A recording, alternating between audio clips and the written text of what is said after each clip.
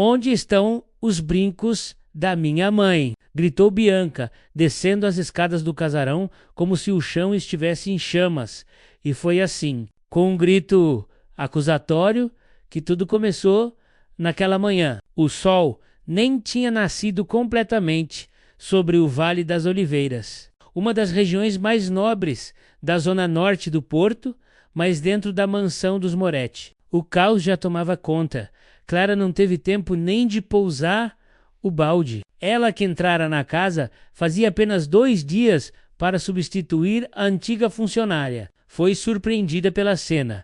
A patroa em pé, aos berros, e o senhor da casa, Augusto Moretti, parado ao fundo, observando tudo com os braços cruzados. Sumiram. Eles estavam na minha penteadeira ontem à noite. Hoje desapareceram. E só tem uma pessoa nova nesta casa. Bianca apontava com o dedo trêmulo, mais de raiva do que de medo.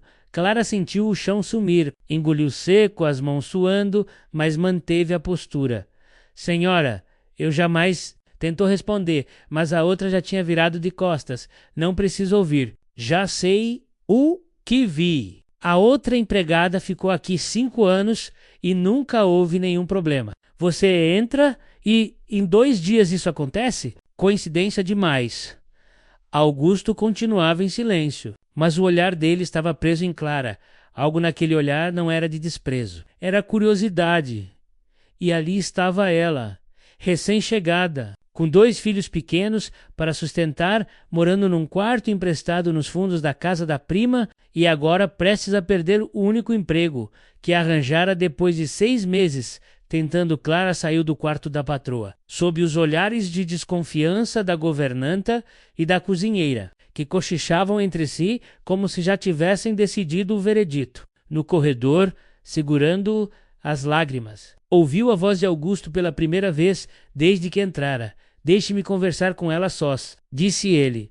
Bianca hesitou, mas saiu. Clara, imóvel, virou-se devagar. Augusto a encarava com as mãos nos bolsos do blazer escuro. Clara, você tem filhos, não tem? Ela assentiu, engolindo o nó na garganta. 2 meninos, gêmeos, 5 anos. Ele fez que 5 a cabeça, como se aquilo explicasse tudo. Andou lentamente até a mesa de centro e pegou um pequeno controle. Apertou um botão e uma tela desceu do teto. Sabe o que é isso? Meras. Arriscou. Segurança. Eu mando instalar em todas as casas. Mesmo minha esposa não sabe de todas. Clara ficou rígida e grava. Oh? Claro. Vamos ver. Ele avançou alguns segundos no vídeo da noite anterior. Bianca entrando no quarto. Depois, a governanta. Em seguida, um trecho onde as luzes se apagam. Veja aqui. Augusto pausou num momento específico. Reconhece essa pessoa? Clara arregalou os olhos. A imagem estava embaçada, mas era nítida o suficiente. A cozinheira, Dom Júlia, entrando sorrateira no quarto de Bianca, abrindo a gaveta da penteadeira. Não acredito, murmurou Clara. Agora, acredita que as pessoas nem sempre são o que parecem? Perguntou Augusto, ainda sem emoção na voz. E o senhor vai contar à sua esposa? Ainda Primeiro, quero saber por que a Júlia fez isso. Trabalha comigo há mais de 10 anos. Não faz sentido. Clara sentiu o sangue gelar. Ela achava que só estava ali para passar pano e esfregar chão. Agora, via-se no meio do mistério doméstico e um possível crime. E por que está me mostrando isso? Augusto cruzou os braços. Porque quero que fique atenta. Talvez você me ajude a descobrir o que mais está errado nesta casa.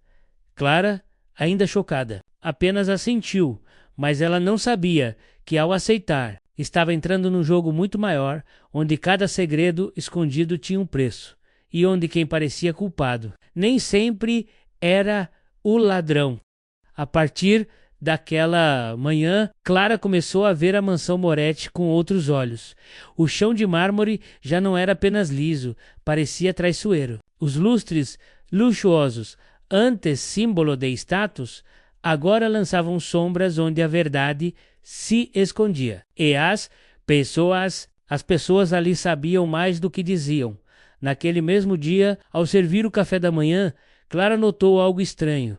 Bianca, a senhora da casa, estava mais calma. Até demais. Como se algo tivesse mudado, Clara. Pode trazer os sucos? Disse Bianca, com um sorriso que parecia costurado com linha fina. Clara respondeu com um aceno e foi à cozinha. Lá dentro encontrou Dom Júlia menos a mesma mulher que a gravação mostrava mexendo nas coisas da patroa, menos com as mãos tremendo levemente enquanto cortava frutas. Dormiu bem, Dom Júlia? Dormi, respondeu rápido demais. Clara fingiu não notar. Pegou os sucos e saiu, mas antes de sair, viu algo brilhar na prateleira acima da geladeira. Um par de brincos. Os mesmos descritos por Bianca na confusão do dia anterior. Clara parou. Olhou para Dom Júlia. São da senhora? São. Antigos? Da mina M.E.? Respondeu Júlia, desviando o olhar. Clara não respondeu. Apenas saiu com os sucos. Naquela noite, Augusto a chamou novamente no escritório. Você reparou em algo estranho hoje? Perguntou ele. Direto, reparei. E posso estar errada. Mas acho que a Júlia está escondendo mais do que os brincos. Augusto suspirou, abriu uma gaveta e retirou uma pasta. Isso foi deixado anonimamente na minha mesa. Hoje de manhã, dentro havia extratos bancários, faturas falsas e cópias de transferências, tudo em nome de empresas que não existiam mais.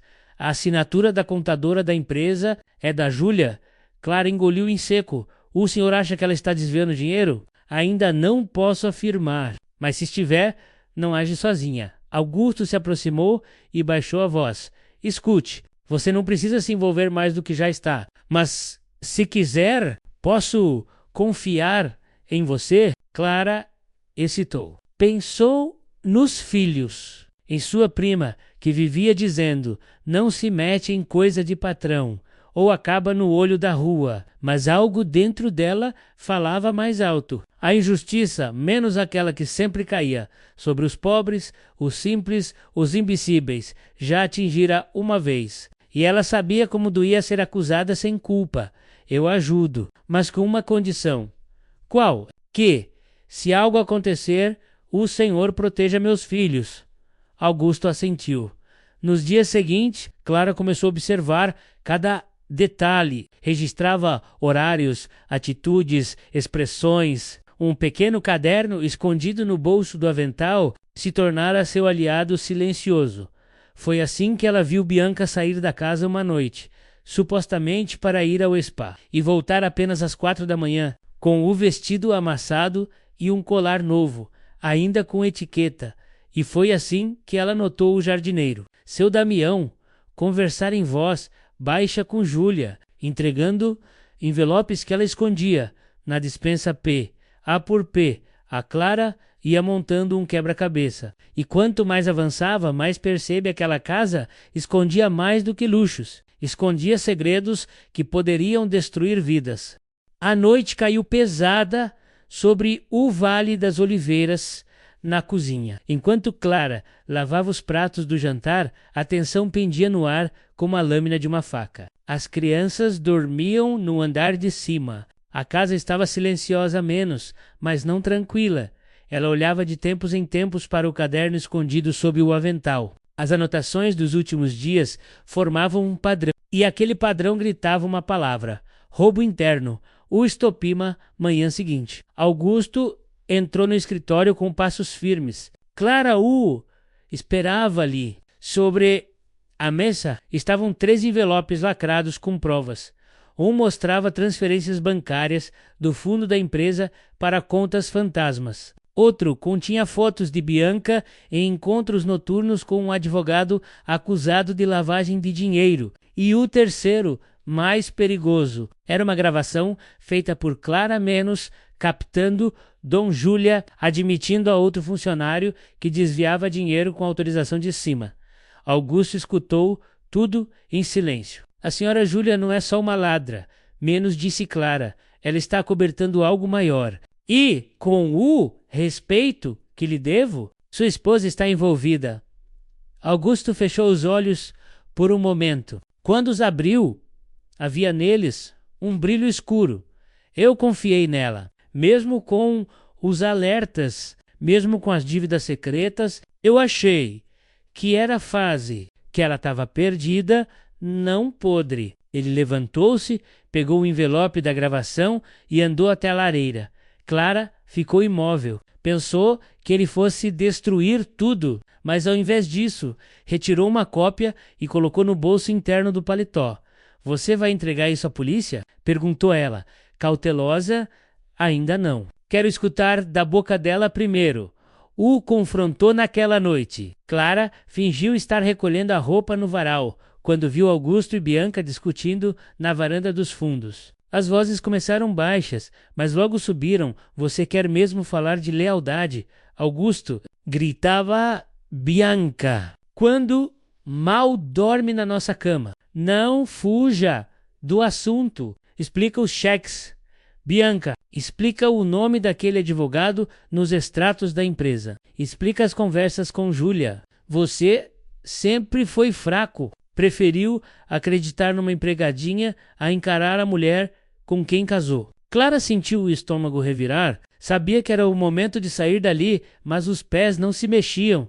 De repente, um estrondo não era um tapa, nem um empurrão. Era o som de um objeto de vidro se partindo.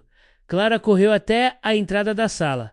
Bianca estava no chão, ajoelhada, com sangue na mão. Havia tirado um vaso contra a parede e cortado a si mesma no processo.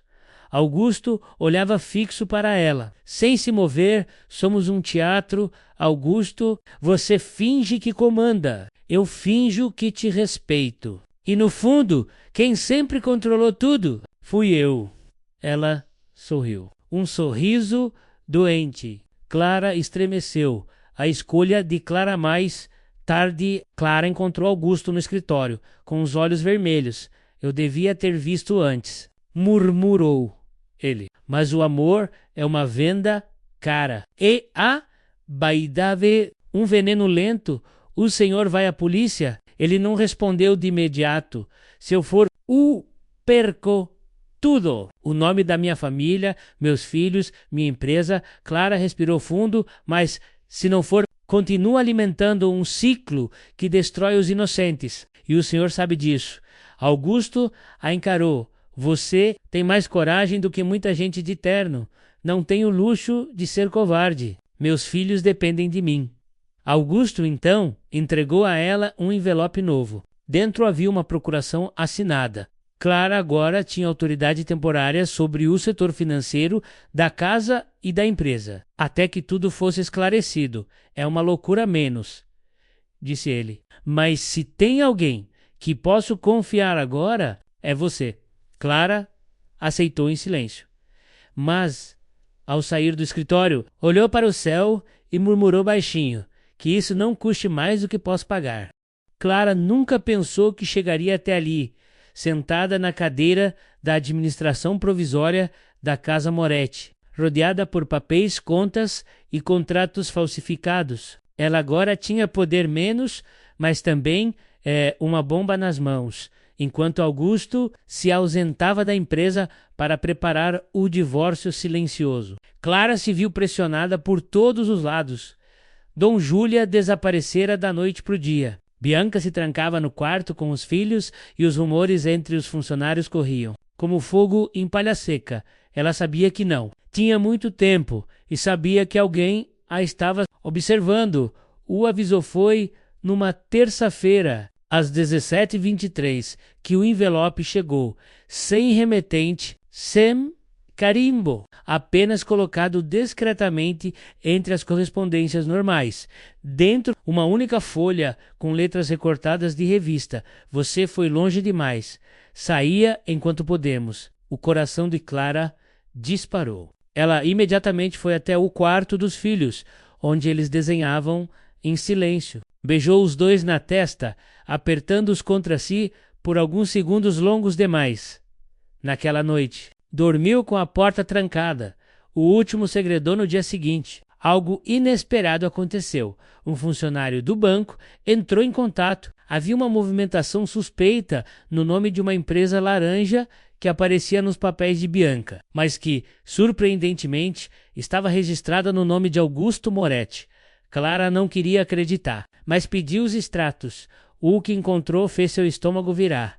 Durante os últimos 2 anos, Augusto havia transferido discretamente milhões para contas no exterior. Os documentos provavam que ele sabia, e talvez sempre soube.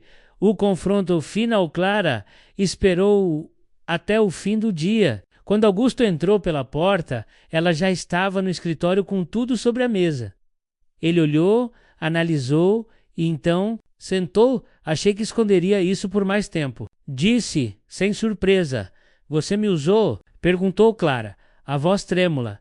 Eu te testei. Queria saber até onde você iria e foi longe. Muito mais do que eu esperava, você se escondeu atrás da culpa da sua esposa, atrás da honestidade dos funcionários, atrás de mim. Augusto passou as mãos no rosto. Parecia cansado, derrotado.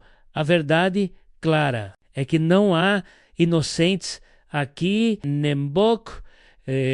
Você viu tudo isso acontecer. E continuou. Por seus filhos, eu sei, mas ficou.